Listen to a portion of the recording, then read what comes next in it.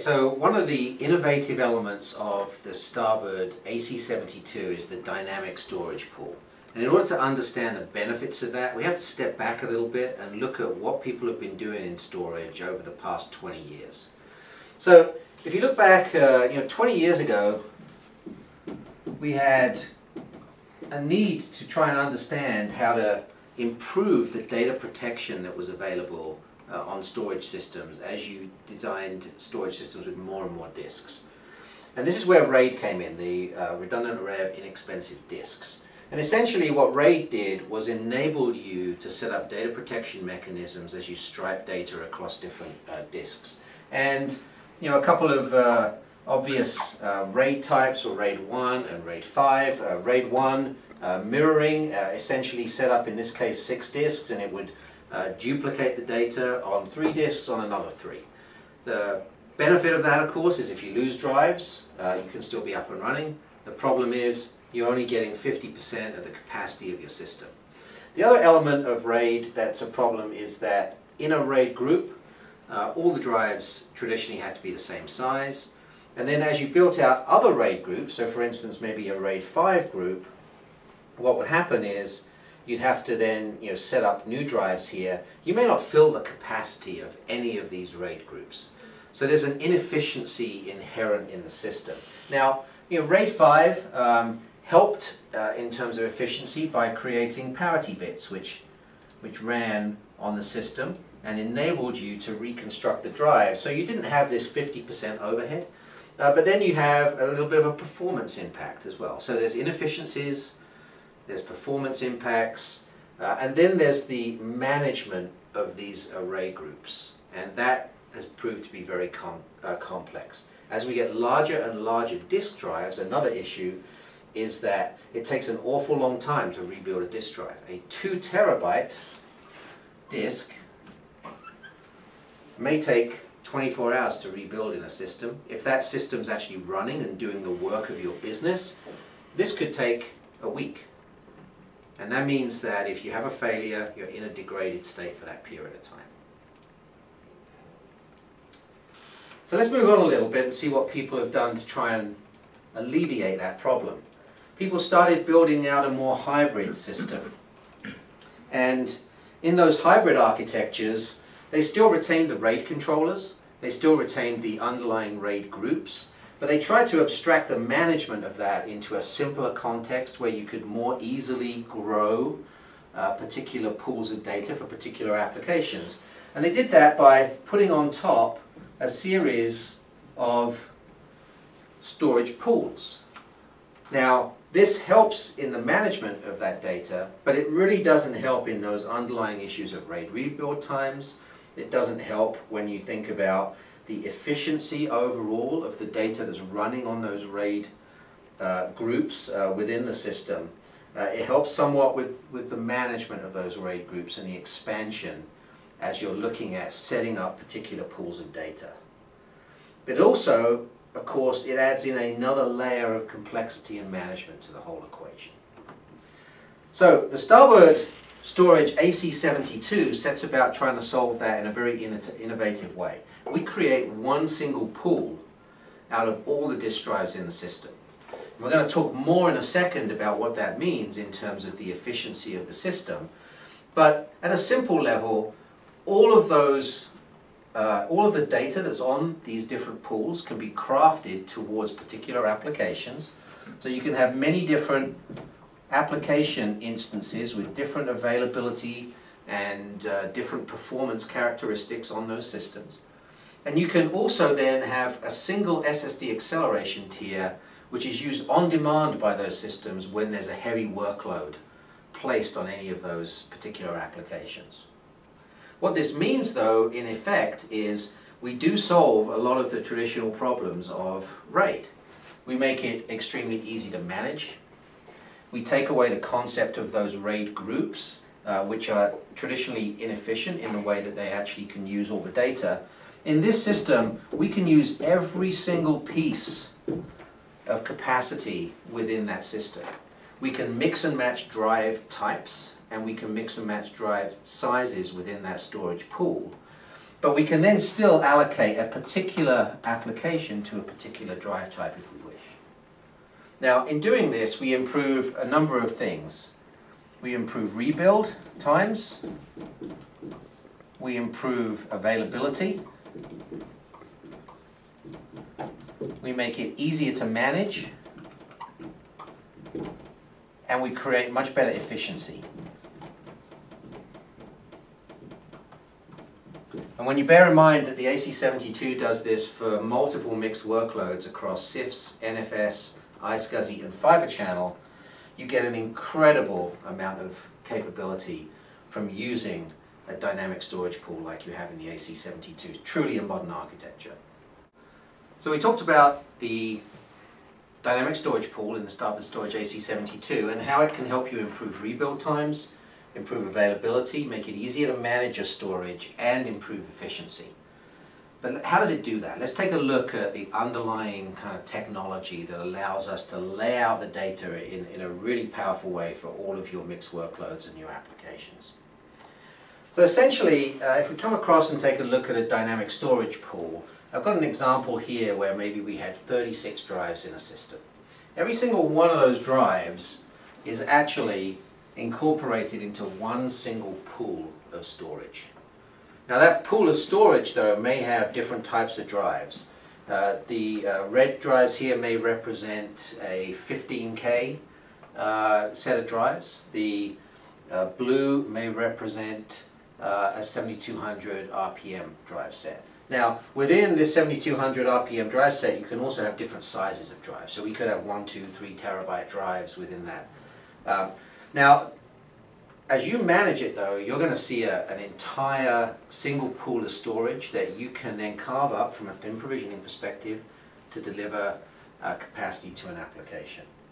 Now, the way that we lay out data on these drives is through something we call layouts. And layouts essentially take three things: the data, the parity, and a spare, and create an availability and data layout that is representative of your application. We're going to talk more about those layouts in a second, but to give you an example, you might have a layout that is 11 drives, and across those the 11 chunks that we have here, you may have 9 of those be data, and then you would have 1 parity and 1 spare. But you might also create a shorter layout, which might have 4 data bits, a parity and a spare.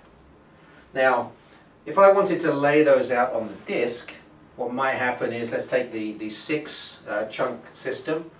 It would stripe itself in small chunks. They could be actually these chunks defined in between 16 and 512K, so they're flexible across this disk. And then you may also have that striped across these disks. So as you build up your data, it actually stripes across multiple disks. At the same time as that, you may have an 11 drive volume that is striped across these disks. And then in the case where you have more drives in your environment here, you can end up with many different types of different availability and layout stripes across these multiple drives. So at a very basic level, we're really utilizing all the space in the system, putting multiple different RAID equivalents across all of these different groups. Now when you create a layout, you're really creating it for a particular application, and because of that, you want to be able to craft it to the application needs. And so a layout picks a drive class, that might be 7200 RPM or 15K. A data protection level, think about that as a RAID 1 or maybe a RAID 5 with a single parity bit. The chunk size of how you're actually going to lay that data out on the platform. The utilization, depending on the width of layout, you can customize the utilization that you're going to get out of the system. The performance is really determined by this whole layout as well. But the important thing to remember is these layouts are a zero space rule set. They're not taking up any space in the system for you.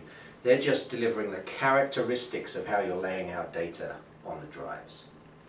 Now, the benefit of a system like this is if I have a drive that failed in a system, say this drive here, you can see that it's actually got 3 different stripes running across it.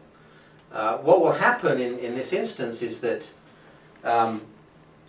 although the drive here has gone away, because of the way we write to the system, where we write to all the space, we can actually take the data that was on here and start writing it to the space and the spare chunks we've already created in the system. That means that you have a chance of getting up and running much more efficiently than in a traditional RAID group, where it might take a day or even a week to have a rebuild done on a drive. Now, once you replace this drive in the system, all of the drives that had that data are going to start to participate in rebuilding that, and that's going to make sure that you get a rebuild time that's much, much faster than a traditional RAID environment. So the dynamic storage pool is really a very efficient way of you managing your storage. You don't have to understand all this underlying complexity when you're managing the system, but the way that this delivers the efficiency to you and the way that it delivers a very specific environment to each of your applications is really the important element of the underlying dynamic storage pool. So the other key technology around the dynamic storage pool and delivering the performance of the AC72 is the SSD acceleration tier. And this SSD acceleration tier is always there. It's in every single AC72, and it's made up of both a read and a write cache. Now, there's a lot of very interesting technology that goes into building this SSD acceleration tier, but let me just give you a couple of sort of examples of what this means to you as you're managing your system. First off, we talked about the dynamic storage pool.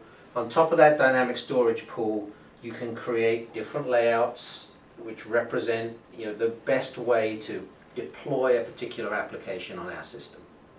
Once you've deployed those applications, essentially you've really virtualized those applications within the system. They could be unstructured, structured, or virtualized data, and each of those applications has a set of characteristics that are being managed.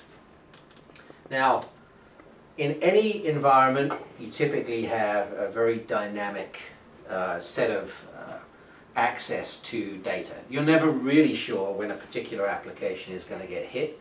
And what we've designed in is an SSD acceleration tier, which is represented here by the 2 green areas, the spillover SSD, which is really doing read acceleration, and the write-back cache SSDs, which are mirrored and do acceleration of your writes. So if you think about reads, we'll start there first. You come in on a Monday morning, a particular action that the company has taken is starting to increase the workload on one of your virtualized applications.